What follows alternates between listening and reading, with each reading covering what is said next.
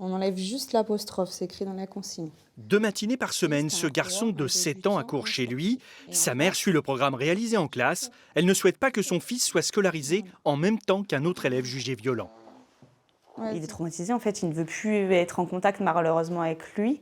Donc c'est très compliqué. Et vu qu'il est là, cet élève, durant le temps de 8h30 à 11h, nous, comme beaucoup de parents, on est obligés de les garder à la maison, du coup, tout simplement pour leur faire école directement à la maison. À 11h, cette mère de famille et d'autres parents se rendent à l'école avec leurs enfants. C'est l'heure où l'élève jugé violent quitte l'établissement.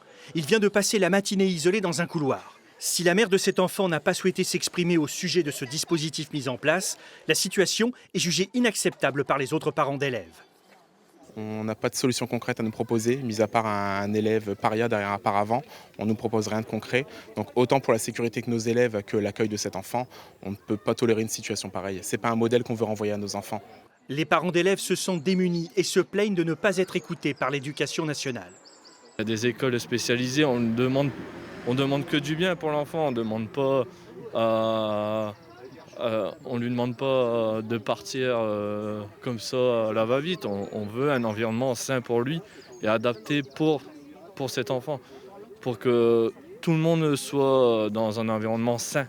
Contacté, l'académie explique que l'enfant est systématiquement assisté d'un accompagnant d'élèves ainsi que de professionnels spécialisés. Un bilan est prévu prochainement afin d'ajuster les modalités d'accompagnement.